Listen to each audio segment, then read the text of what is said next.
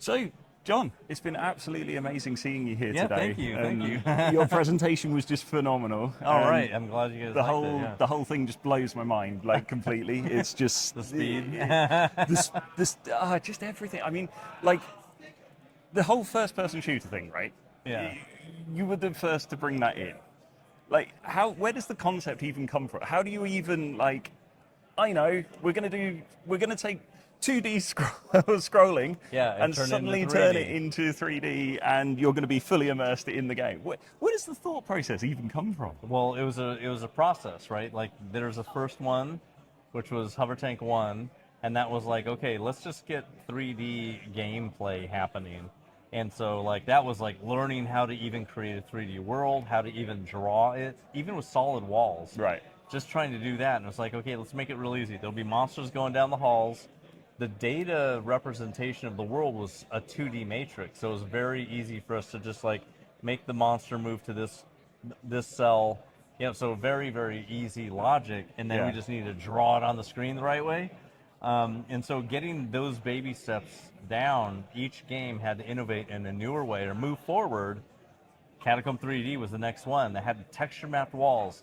We still had monsters moving around, right? It's just that we could now have animating walls, we can have like exploding walls, we have keys and locks. Like we had none of that in Hover Tank 1. Yeah. So it was like a very fast evolution of design. And then Wolfenstein was right after that. And then that was just totally VGA. That was the first true one that really, even though Catacomb 3D was like the first person shooter with texture mapping and the beginning of the modern design. And it was funny, the very first one was a medieval shooter, right? Versus a World War II shooter. And then the one right after that, Doom, was a sci-fi shooter, right? Sci-fi horror, I guess you would call it. Yeah. And then the one after that I was remember like being very, alternate very dimension. scared of Doom 2. Yeah, It's it was. It's really funny. I remember I talked to my sister before coming here because I'm like, I've been a fan for a long time. Yeah. So I talked to her, and she's also been a fan for a long time. Nice. And she said, you've got to tell him about the time that we wired up the entirety of our parents' house, so that we could play Doom 2 like on a LAN. Yeah, a LAN. Back in the day. Oh my God, on a LAN, it's so smooth. Oh, it was beautiful. It was beautiful. Seriously, some of the best memories I've got of my childhood is like death matching, cables everywhere. You know, like the old school. Getting good at IT without even knowing it. It's phenomenal. But I mean, one thing from your presentation earlier, I was really interested in. It's not just first-person shooters. You were also like, in a way, a pioneer of like the free-to-play. In modding and speedrunning and like that distribution model. But in terms of free-to-play, like, have you ever, like, what's your thoughts on mobile? Like, as a platform to be on, because like lots of what you've done is that what you're saying, mobile? Mobile. It's amazing. I mean, the thing is, like, you have your phone all the time on you. Yeah. So you have the option to play a game any second of the day. And it's fully accessible. Yeah. And the phones are amazing right now. The screens are great. We got 3D. We got shooters. We have like everything. Basically on mobile. There's a real wide variety too. It's not all like pay to win, and so I love Raid, right? Like Raid Shadow Legends is fucking Oh my great. God, I love that game. That's my game too. They're so good. I played it for years. It's such a great game. It just killed me the first time I learned I have to destroy these champions to get a better level champion. No way. I just see the exponential like pyramid of that, and just like, oh my God, you'll never leave this game. The grinding. The grind. Everything is a grind. It's like, what else is in the game? Turn that into a grind. But it's weird because in a way it's a game that the community loves to hate. Like I love the game. Every action. I don't is see just why like, you would hate it. It's just fun. Because every release, there's the recent one with Hydra and stuff. They've gone against the community, but I think that is great in order to be able to keep players engaged. Yeah, like they didn't kill the core of the game. The core's still there. They're just adding more stuff to the and edges, if it was always something that the community was asking for and just getting all the time, you'd lose interest in it. Exactly. It's just like, well, you did what we wanted. Now we're not happy anymore. Yeah. I mean, It's a pay-to-win game. So have you ever done mobile? Have you ever? Yeah, I had a mobile game company before the iPhone ever came out. Okay. Yeah, in 2001. Because I know you were Facebook. You said earlier that you were on 2010. Facebook Canvas. Yeah, in 2010 there was Facebook. Yeah. In 2001, Tom Hall and I started a mobile game company, and we're Amazing. doing WAP, Brew, and J2ME games.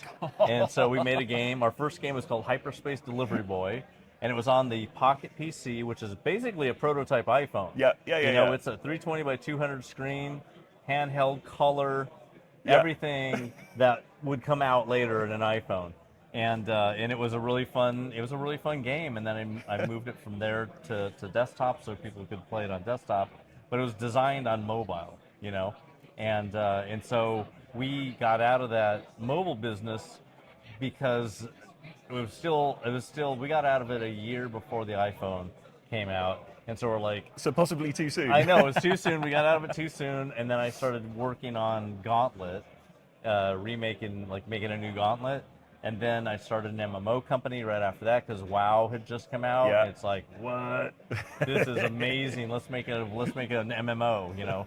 And so I did that for 5 years before doing Facebook, and then that was what Ravenwood Fair came out. I have to say, I've been going through your book, but I haven't managed to get that far into it yet. So I was reading on the plane and like. Oh, it's era after era of things. There's definitely eras. Right? I mean, the beginning just blew my mind. Yeah, where I came from. Yeah, and, the whole backstory is just like what? Being left in the desert and like you name it, all of that stuff. Yeah. It was incredible. Thanks. But and so like I mean you've been involved in the hey, you get all sorts. Yeah.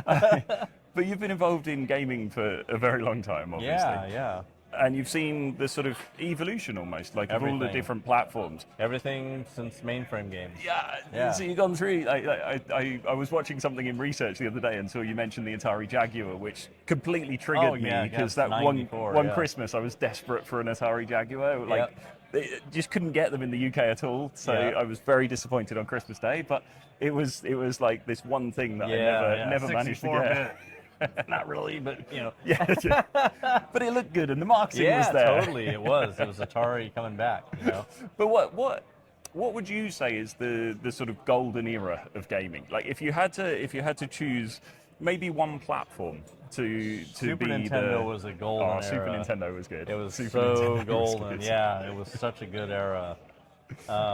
It was, and you know, we had Genesis, we had Neo Geo, we had everything. Yeah. The Nintendo was just the quality level was just It was all the way at the top. was a step different. Yeah. Nintendo really hit their stride. Yeah. You know, with the SNES, and it was such good hardware. The fact that they had Mode 7, you know, like that opened up the whole F-Zero thing and Pilot Wings and you name it. Like, everything. Tons of stuff. It was so good. I loved it. Loved it. So and you had to learn to code in it pretty quickly. Yeah, we had to learn earlier. immediately. Yeah. Now the funny thing about that is like we had programmed the 65A16 for years, right? We knew that chip because that's the Apple II chip, Right. That the Super Nintendo had in it. Okay. Right? And even the original NES had a 6502. That's the chip that we lived on, right? So it was like, okay, we know how to program an assembly on this thing. That's not a problem. What's the hardware? How do you turn the screen on? Like, what is the memory? Like, how do you even draw on the screen? Like, everything. We had to learn it immediately, which is not a problem if you've gone through what we've gone through back in the 80s with the different types of weird memory setups on Commodores and Ataris and Apples. They're all different. Yeah. And they're all horrible in different ways. Yeah. And so, like, going to a piece of hardware that does everything for you is actually easier. Right, because before we had to get really good at like how do you put dots on the screen super fast using a CPU because there's no hardware on these machines, right? It's like that's the challenge, and so going to a machine that had hardware support was just like amazing. It's so easy. I would say at the beginning, the speed of iteration and everything that you went through, like you were a very small team. For the whole time. Do you think you could replicate what you did then now? Like, is it? Of course is can. it possible? Yeah. Like, Hell yeah! But just with the level of complexity and the sort of almost saturation of the market, in terms of the app store, every single I app store, know. no matter what platform. There's so many games, right? So It is all about game design. It is not about graphics engine, hardware, and none of that stuff matters. Do you have a design that everyone's excited to play, right? And the thing is, there are so many ways of playing games. There's some people that love Candy Crush because they love Match 3. Yeah. Right now, everybody takes here's the core of what a Match 3 game is, and put everything around that core. So now they're making huge games where the core of it is just Match 3. Yeah. But now you're building houses, and you're doing all the stuff with that as the Yeah, core of it, yeah, right? yeah. You're doing tons of stuff, and so they took that. the meta just grows The and meta grows gets and grows. bigger and bigger. Hidden object games did that. Yeah, right? yeah. Like everything does that now, right? So that is like a really clear design. That's a clear design, but it's not it's not going deep on the design. It's just going bigger on the design, right? Yeah, yeah. So going deep on the design, I'd say there's a game called Balatro. I know Right? it well. Now that's going deep on the design. Yeah. Like, how do you take poker and innovate poker? Yep. Yep. Just poker. Yep. Right? In every possible way, it was innovated. Yeah.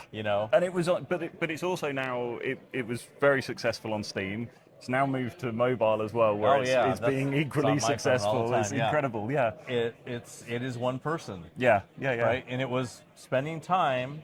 But is that would you say that that's partly down to being a passion project? Yeah. You've got like Manor for instance, Yeah. which is it's a work of passion. It's like somebody's dream to make this game, but they're not thinking business first. The whole concept of it is I want to deliver this Which to is the world. what matters. Yes. Right? Yes. The thing is, when you think about it, if you're thinking business model while you're designing your game, that's good because there's an opportunity for live service if you are interested in that. If that's what your game is about, right?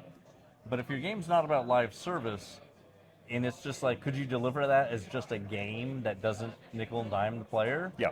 That's what people are looking for. Yeah. Right? You gotta know, everything changes over time, right? Yeah, yeah. Right now, people are sick of it, and they just want to buy a whole game, Yeah. right? And so Balatro is a great example of $10, you bought the game, there's no Nothing more money else. coming in, Yep. right? 100%. And in the business model with if you go to Apple Arcade, it's free. It's part of Game Pass for Apple, right? But that seems a really nice path for Steam developers at the moment. If the game's not too heavy and everything, obviously, being able to release on Apple Arcade and get that extra revenue stream is very nice. It's excellent. But what do you think of the?